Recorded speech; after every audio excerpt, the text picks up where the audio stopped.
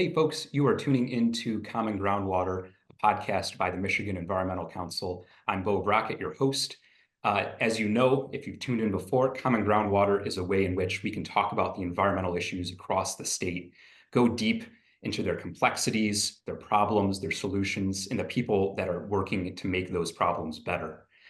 You are listening to our mini-series called The Polluted Rulebook, where we're looking at water pollution issues from a statewide lens and today from a local lens. In episodes past, we've talked about the ways in which our state generally has sometimes struggled to properly protect us from water pollution, oftentimes at no clear fault of its own. Today, we're taking a look at a local context of water pollution in the ways in which folks are working to improve quality of water across an entire watershed.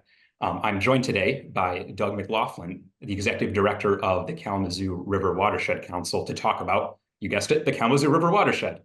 Doug, thanks so much for joining us today. I'm glad to be here, Beau. Thank you, thank you. So before we get into the Kalamazoo River and its watershed itself, could you first introduce yourself and how you kind of got into this environmental space? Sure, I'd be glad to. I've been interested in water quality issues for a lot of years now. I had the good fortune of being introduced to the rivers in eastern Iowa and also the Great Lakes through family history, including generations connected to the St. Lawrence River on the Canadian side. And that has been a big part of my opportunity to get to know the Great Lakes Basin as a place on the map as I was growing up. That led to an interest in water issues as I entered college, and that interest only grew. That led me to job experiences and education that all were focused on water quality. So I've been a water quality scientist through my entire career, and a lot of that focused on Great Lakes water issues, surface water issues, including environmental contamination, nutrient impacts, adverse impacts of excessive nutrients, and a number of related issues. The terms of the involvement with the Kalamazoo River, we've been residents of Michigan now for just over 20 years, living in the Kalamazoo area. And as a result of just being physically present near the Kalamazoo and through some of the work-related issues I was involved with, I got to know a little more about the Kalamazoo River and some of its history, some of its pollution problems. I have expertise in the polychlorinated biphenyl or PCB issues that go back to earlier phases of my career. All of that sort of gelled eventually about 5 years ago to being having the opportunity to become a board member for the Kalamazoo River Watershed Council. And I continued as a board member for 3 years. Our executive director position opened up, became available about 2 years ago, a little over 2 years ago. And the timing was right for me to step into that role. And so I've been the executive director now for a couple of years.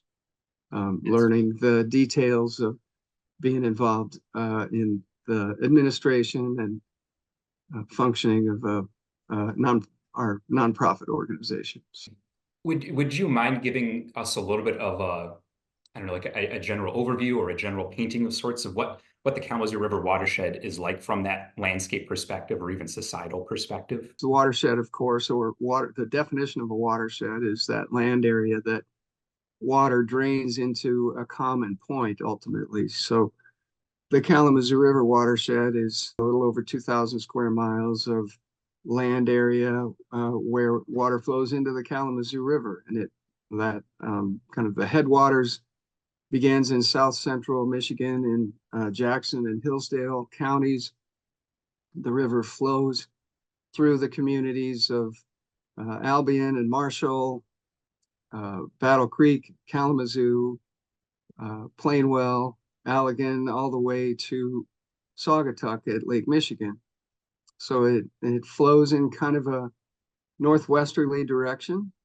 It's a bit of a seahorse-shaped watershed, I would say, that's sandwiched between the Grand to the north and the St. Joseph River to the south. So it's got some great partners in terms of iconic Great Lakes tributaries. Now much of the watershed is agricultural, and roughly 400,000 people or so live within the boundaries of the watershed. So there are some beautiful, mostly untouched, very natural stretches of the river, but also quite a bit of development that has taken place along the waterway as well. Thank you for that. I appreciate it. And I can say from my end, as you were explaining the full stretch of the watershed, first, I realized how small a portion of it I've truly explored. I kind of came into this conversation thinking I knew a lot more of the landscape than I did. I don't know hundreds of square miles worth of it. My experience is more closely related to the headwaters. I went to school at Albion College, and part of the Kalamazoo River cuts right through our nature center, right behind our track and field. I've heard students, like fellow classmates of mine, say that was like the cherry on top. That was like their big selling point in making them come to Albion was our nature center, was the access to the river. And so my experience with it has been very small town, very rural, as you mentioned, agricultural. So I appreciate the perspective of the different sort of diverse landscapes in cities that it crosses through there. I know when I was going to Albion just a few years prior, there had been a large oil spill a little bit downstream in the Marshall area. And that was very present in people's minds, even for folks like me who came into the watershed, who hadn't lived there for a while. It caused a lot of concerns. I know that's just one piece of a larger pollution problem. Would you mind giving us a little bit of the lay of the land when it comes to Kalamazoo's historical pollution problems? And if that is a topic we want to break down into segments, I'm more than happy to do that with you. So, sure. No, I think it's a fair way to ask the question. I'll focus on what I know best and what I think is really central to the mission of the Kalamazoo River Watershed Council, and actually the roots of the Kalamazoo River Watershed Council. And that is set pretty squarely on the development of dams in the river, and then also the development of paper making manufacturing processes in the Kalamazoo River Valley, and in particular, the period of time and type of paper making, which in some ways, ironically, is directly linked to recycling and the way recycling was done, and just kind of the chemicals that were present in the paper and the inks, and that were used as a part of the development of different types of paper. That really is focused on PCBs, the polychlorinated biphenyls, which were used as part of the manufacturing process of carbonless copy paper, which was, of course, an office efficiency development that had great benefits at the time. The PCBs were actually used. It's an oily. Well, I guess I should pause a little bit, talk a little bit more about PCBs. It's a broad category of different kinds of chlorinated organic chemicals.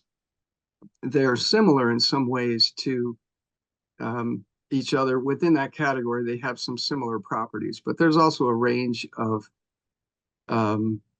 types of PCBs, and so you can, within this range of properties, you can kind of customize their behaviors or how they are used in different sorts of manufacturing processes. So one of the uses was in carbonless copy paper, and that type of PCB mixture was used as a solvent for inks that were mixed together and sprayed in these kind of fine uh, um, bubbles, if you will, liquid bubbles on the underside of sheets of paper that were then stacked together. So as a pen was applied to the top copy and applied pressure, the bubbles underneath would sort of break and release the ink to the layers of paper below. And that's how then you could create multiple copies just by filling in the top copy.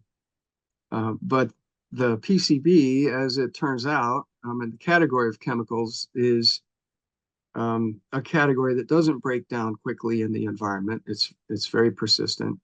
It also has a tendency not to dissolve in water, so it's less likely to just be fully carried downstream.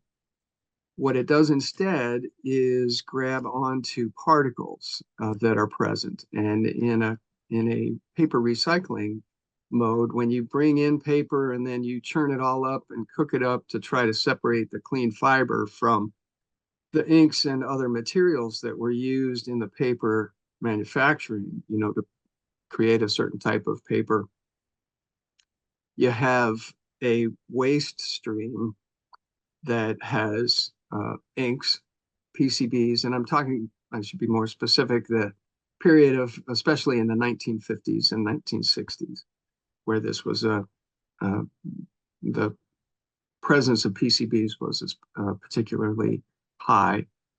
But the PCBs would hang on to the particles that were part of the waste stream in processing recycled paper. And of course, before wastewater treatment really came into being, um, pushed by the Clean Water Act in the early 70s, a lot of this waste went either through a very simple kind of settling process before it went out to the river, or it just went out to the river. So this is a little bit of a long story, but the net result is important because you now have particles with PCB contamination that are in the river, and they flow downstream until they come to a dam or quiet waters where those particles will settle out, and the PCB chemical, because it's attached to the particles, also settles out. And so in the Kalamazoo, where there was an interest in using the river for electricity generation and building dams for other purposes,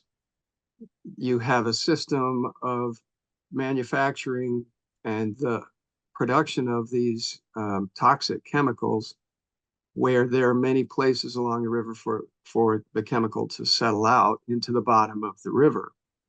And that presents an opportunity for the chemical to be taken up in the food chain and work its way up into the fish, which then organisms that eat the fish, from humans to mink to eagles and osprey, by the time the PCB had accumulated through the various levels of the food chain and got to those top levels, the concentrations in the fish were high enough to pose a very serious risk to those organisms. So that history is really the story of where much of the focus has been on looking for ways to restore the Kalamazoo River to a more natural state, and to clean up the PCB contamination. And also, as a part of that process, to remove the dams and restore a more natural flow of the river. Maybe an oversimplification here, but it seems like PCBs in many ways work to in a similar way as to PFAS, which maybe to folks might be a more contemporary example, where it's a large group of chemicals. Some of them are different from each other, but they all have some similar properties. They were released as pollution into our rivers, into our lakes and streams. They accumulated there. They didn't go away quickly, and now they've moved up the food chain. People like us, other organisms are ingesting them, and it's causing health issues from there. Is that a fair connection or a fair comparison between those two groups of chemicals? Yeah, it's a fair comparison in the sense that it's a class of chemicals. each one has its own kind of level of toxicity, and it makes it that much more difficult to understand how the whole thing behaves in the environment, and what levels are safe and what are not. And but they also don't break down quickly. So um, that's part of the story for how they pose a risk to people and to the environment. Well, I know you mentioned that there were some other connective pieces you wanted to mention in terms of the Kalamazoo River and its watershed's pollution. What are some of the other ways in which those problems have popped up over the years? Well, I think the the connections that for me are that stand out the most is those those problems and the recognition that took place, especially in the 1980s, with increased awareness internationally and throughout the Great Lakes basin of challenges posed by persistent toxic chemicals like PCBs, really triggered things like the Great Lakes Water Quality Agreement, which began to identify areas of concern in the Great Lakes. This program or framework for rivers that had been especially impacted negatively to be identified in kind of a unique way, or for the magnitude of impacts that had occurred, and for there to be attention focused on the restoration of the areas of concern. And so the Kalamazoo River was one of the original areas of concern, identified as such, forgotten now exactly when, but either late 80s or early 90s. And particularly because of the problems related to persistent toxic chemicals, PCBs being at the top of that list. And then also because of the presence of a number of dams, the loss of fish and wildlife habitat that is created by the construction of multiple dams. So you lose the same sort of natural flowing stream that was present before the dams were constructed. So in 1993, the Kalamazoo River Public Advisory Council was formed through the support as a result of the AOC program. And that was the beginning of the organization that now is also called, or doing business as, if you will, the Kalamazoo River Watershed Council. So our organization is still, and its roots are as a public advisory council to help shape and move forward the restoration activities that were identified in order to restore the beneficial use impairments that were identified by the area of concern program. Our primary function at the time we were formed in 1993 was to be a public voice and a public source of information for the work that would be carried out to restore the Kalamazoo River to a more natural condition. And ultimately, like all of the areas of concern within the Great Lakes, and there are a number of them in other places in Michigan, um, um, ultimately to be a part of the recovery and restoration um, of these areas, and to provide public input to the process. One of the reasons that we, I would say, have this name change to the Kalamazoo River Watershed Council is really a recognition that if you want to know how to improve the quality of water in a river, you have to look upstream to the watershed boundary. So part of maybe the clarifying our role as a public advisory council and as the Kalamazoo River Watershed Council, a little, kind of that broader mission, is also to point out that the area of concern for the Kalamazoo River has specific boundaries. It's not the entire length of the river. but it is a significant chunk of the river. So it's essentially from upstream of Kalamazoo in Comstock, Michigan, where the Morrow Dam is located, uh, all of the way, roughly 80 miles downstream from there to Saugatuck. And the reason for that is that's where the majority of the PCB contamination came from. So I mentioned early on in our conversation, the river has a total length of somewhere upwards of 170 miles. The area of concern then is this lower portion of the river.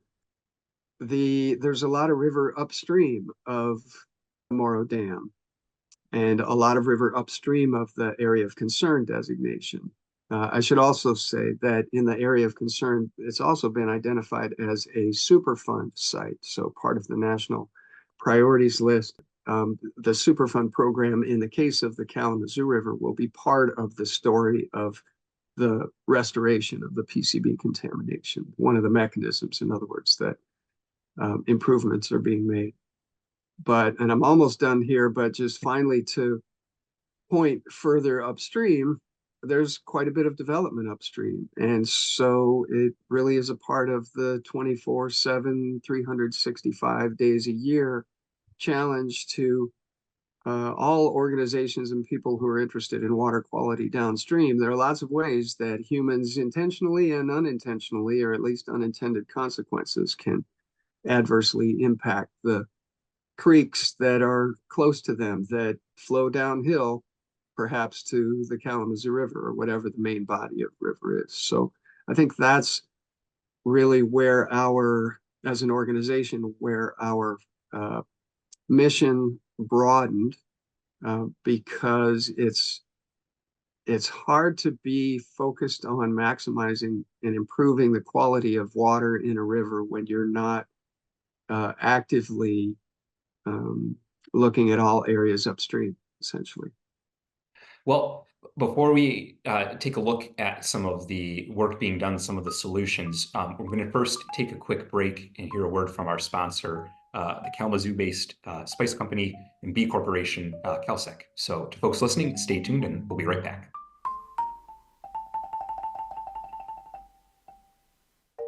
The Common Groundwater podcast is brought to you by Kelsec, an international company headquartered in Kalamazoo that provides expertly crafted ingredients that help food and beverages look better, taste better, and last longer, all naturally. Kelsec has set aggressive goals to send zero waste to landfills by 2030 and to create net zero greenhouse gas emissions by 2050. You can learn more at kelsec.com.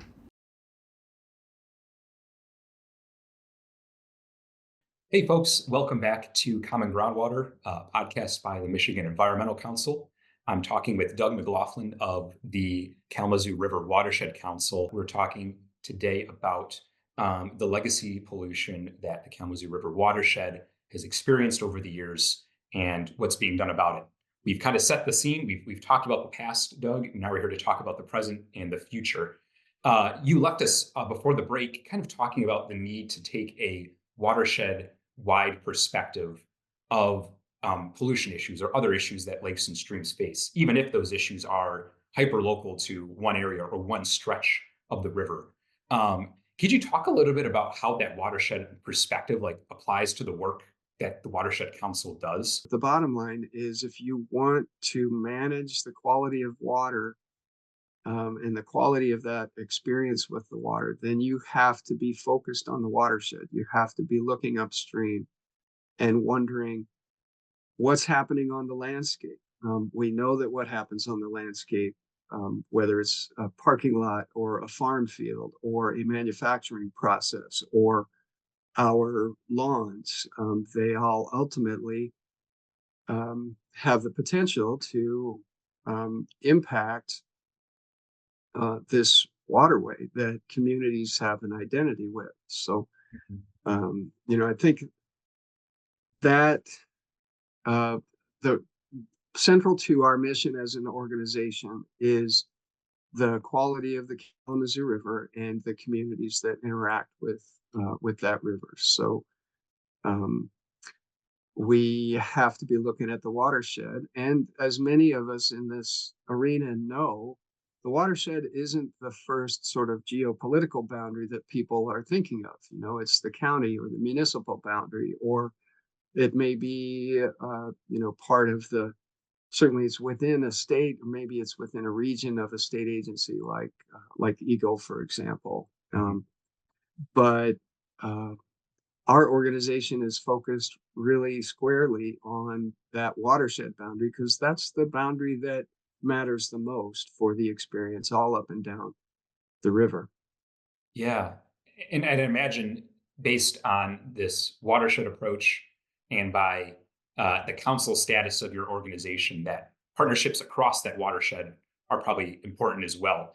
It not only from the sense of, like building common ground on a cause, but maybe also too, just to make sure that you're fully understanding the full scope of the watershed and its issues. It's the ways that people use it. Right. Yeah, that's absolutely the case. There's, we're of course a small watershed organization and 2,000 square miles of land area. It has to be about relationships and about partnerships and making the choir bigger, so to speak. I mean, and that's a big part of the work that we do is just to try to connect people with the river in new ways. One example of that is this is now our 21st year of helping with other partner organizations to coordinate what we call Canoe the Kazoo events, which are, just canoe and kayak trips on the Kalamazoo River in all different segments of the river, up and downstream. So, these are half day trips. And unlike a lake canoe trip, when you're canoeing in a river, you have to figure out where you're going to start and how you're going to get back to wherever you put your car, or your boat, depending on the order that you do things in. So we facilitate that process so that it's, for people who want to get on the river and maybe aren't used to it yet, or, haven't figured out the shuttling process or don't quite know where to go. We make it much easier for people to do that. And then people get a chance to experience the river again in different parts of that 170-mile stretch to learn what the river is and how it changes from one place to another, and how important the surrounding landscape can be to that river. Yeah. I am not a kayaker or a canoeer, but I am a recent rower. I joined a rowing club in Lansing, Oh, great. and it's been a very fun experience. I've never been someone who's gotten on a river or a lake. The only time I would before is just to go like, splash around in it, right? And just being on the water versus being on the land and seeing the water it really does make a difference in how you view the river, how you appreciate it. Even though we're not like learning things about the river, so to speak, in my rowing club, I'm still taking away a lot from it. And so I really appreciate that the kazoo program from that angle, right? It gives people that new perspective, that greater appreciation for it. Right, agreed. And you mentioned early in our conversation your affiliation with Albion and getting to know the river in that community. And the fascinating thing, this is a sort of growing understanding that I have, is communities along the same waterway, the Kalamazoo River in this case, in a lot of ways have their own identity with the river, the same river. So there are many communities with an identity that's associated with the Kalamazoo River, but that identity is a little bit different in each place Yeah. because the river is a little bit different in each place. And so one of the things that we try to do, because water does flow downstream and fish do swim upstream, is to help people from multiple communities have an opportunity to learn more about the river in other places. It's not necessarily automatic for people to to look at the river in that way and to explore it in that way. So, Hmm. That's a great point. Yeah. Just because we have one river does not mean it's a single entity, right? Hence why we have a watershed perspective. You get the full perspective there. right. Uh, we've talked a little bit about the educational side, so to speak, of the Kalamazoo River Watershed Council's work. But I know that that educational aspect, or that sort of community building aspect, also plays out in some of your more um, direct, if that's the correct word, direct ways that you're working to improve the Kalamazoo River and its surrounding tributaries. Um, you kind of led into it a little bit with the AOC work and the beneficial use impairments that you're working on. Could you talk a little bit more about how the engagement side, the community side of things, plays into that sort of work? Sure. I'll try to do it in a couple different ways, sort of an AOC focused way, and then again, as I said, the AOC boundary is only a part of the watershed, so Mhm. I can talk about it maybe from that outside the AOC perspective a bit as well. But um, we as an organization and me personally are quite involved with the agencies that are involved in the PCB cleanup work that's being done within that area of concern. So they're actually, I'll try to avoid going into too much detail here, but they're, because it's an area of concern designation, which is kind of one regulatory structure. And it's also a Superfund site, which is another regulatory structure. There's a little bit of interplay between those programs as people work toward this broader future vision of the river, which is restored both from a less PCB contamination being present, as well as a more natural river system. So there are multiple agencies involved, multiple organizations involved. And so part of our funding as a public advisory council supports our direct involvement in meetings and trying to understand specifically what individual projects are happening.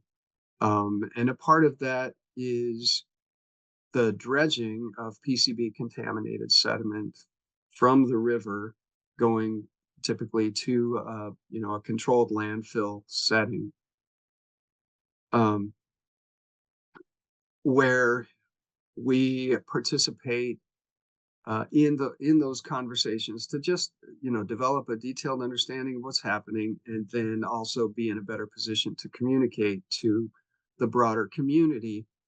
Um, I would also, I also want to point out that because this is a Superfund site, there is also an entity called the Community Advisory Group, or CAG for short, that also is an opportunity for people in the community to be more involved in the conversations that are happening among the agencies. And it's an outreach tool that US EPA specifically has set up at Superfund sites. So I'm involved in kind of both of those entities in a little bit different way.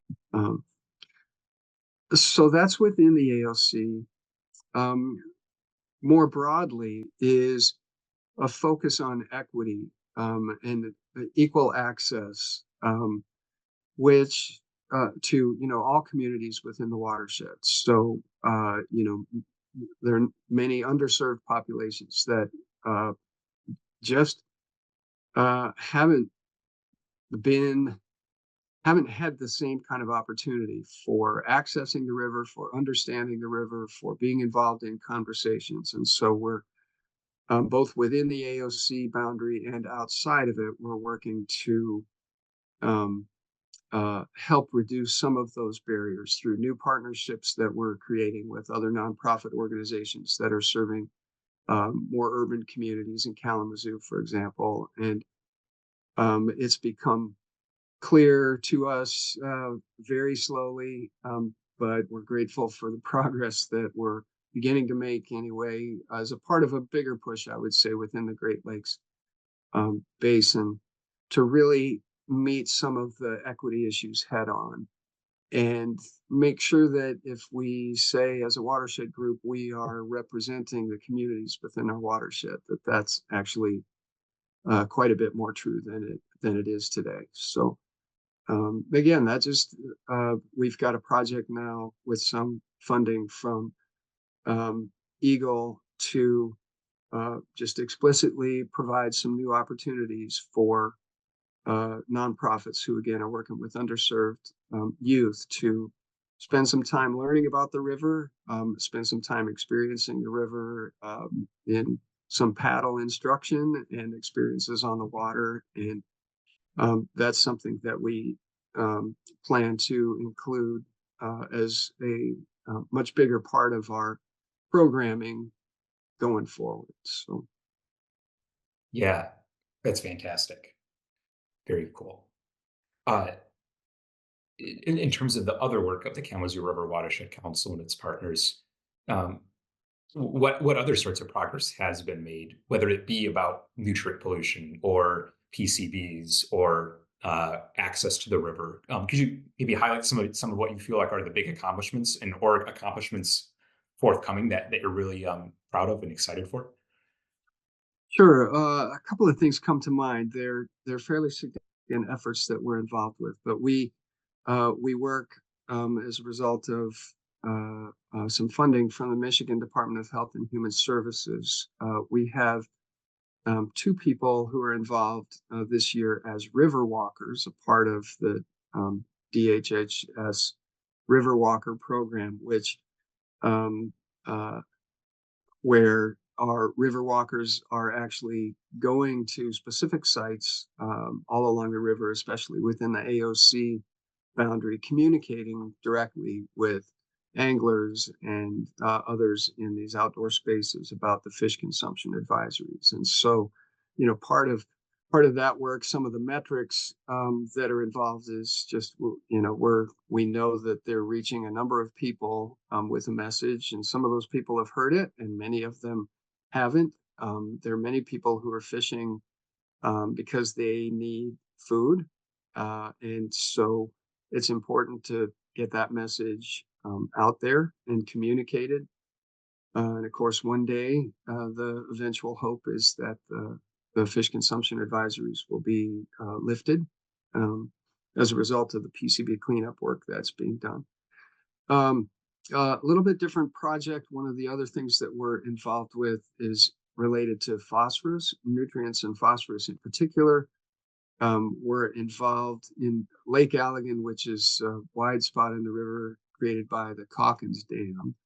Um, that for 20 plus years has been a focus of a regulatory program called a total maximum daily load, or TMDL, initiative that's been driven by uh, excess algae and an out of balance fish community in that part of the Kalamazoo River.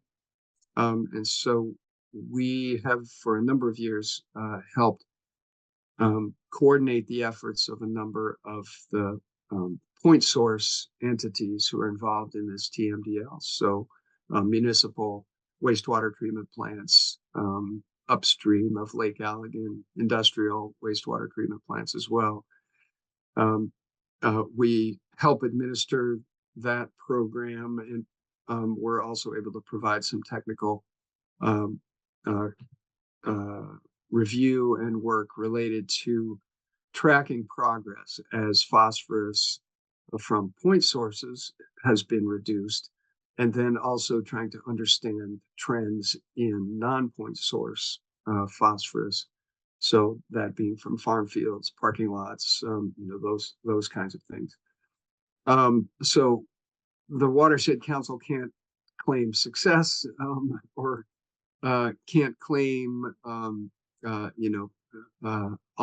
can't take all of the credit for the successes that are being observed there. But overall, what we're seeing in looking at data that are generated annually, in some cases every other year, in other cases are improvements in the Lake Allegan conditions. So and also reductions in the phosphorus load, at least from the point sources.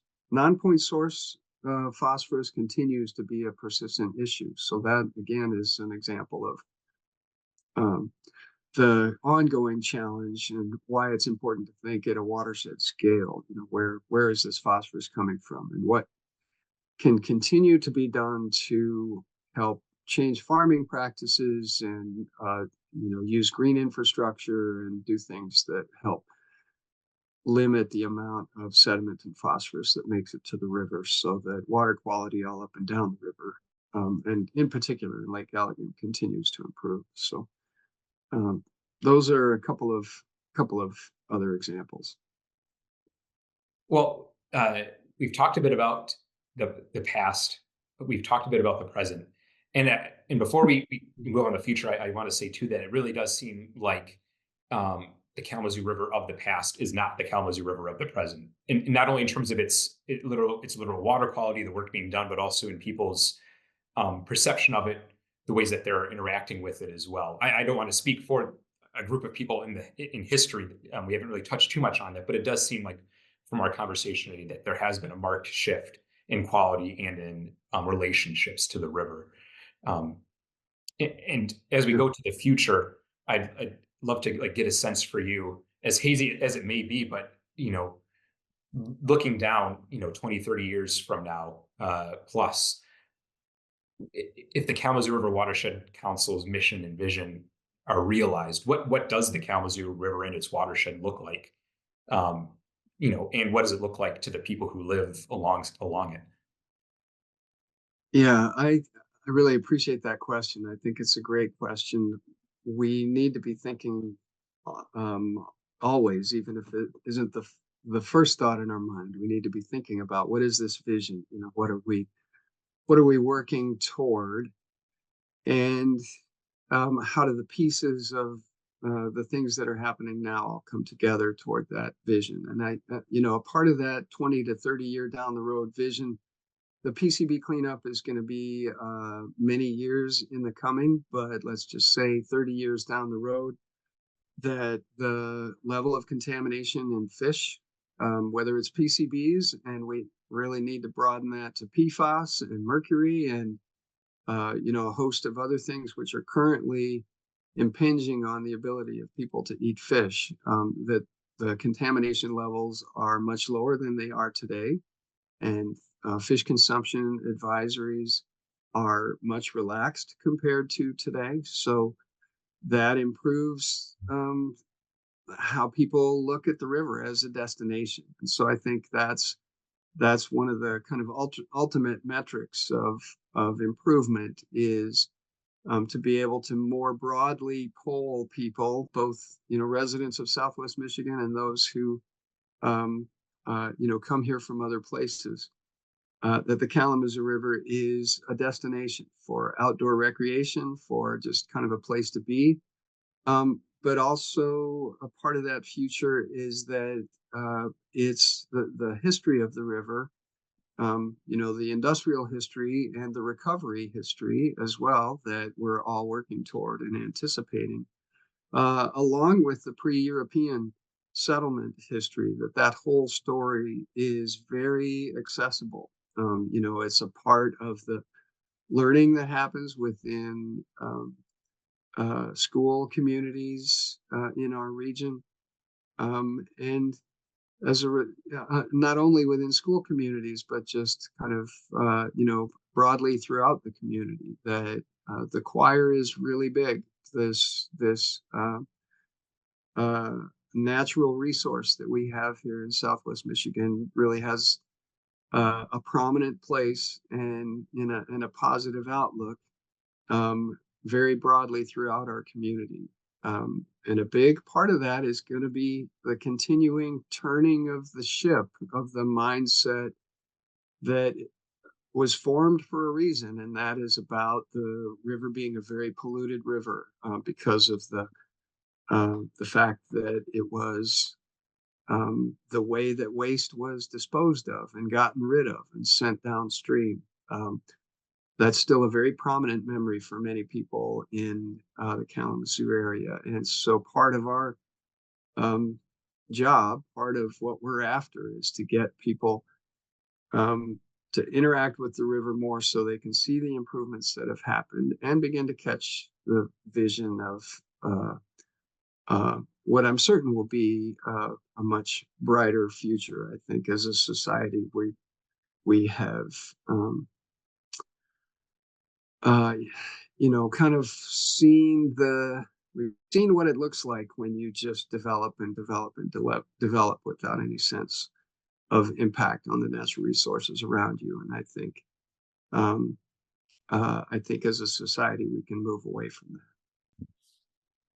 Perhaps a good point then to close our talk today, ended on a note like that. Doug, thanks so much for taking the time to talk with me, to talk to our audience out here about the Kalamazoo River Watershed. Really appreciate it. Thank you very much for the opportunity. I've enjoyed our conversation. Yeah, likewise, likewise. And to folks in the audience, note too that we'll include some links in our description of the podcast um, to helpful resources about the Kalamazoo River Watershed Council. Doug, I know you mentioned some of the GIS story mapping. I think that'd be a great link that we'll include in the description, among others. So take a look at those if you're interested in learning more. Stay tuned too for some future episodes on water pollution in Michigan on the Common Groundwater podcast. Otherwise, in the audience, thanks for listening. Really appreciate you. And a thank you as well to our sponsor, CalSec, for making this podcast possible. Take care, everyone.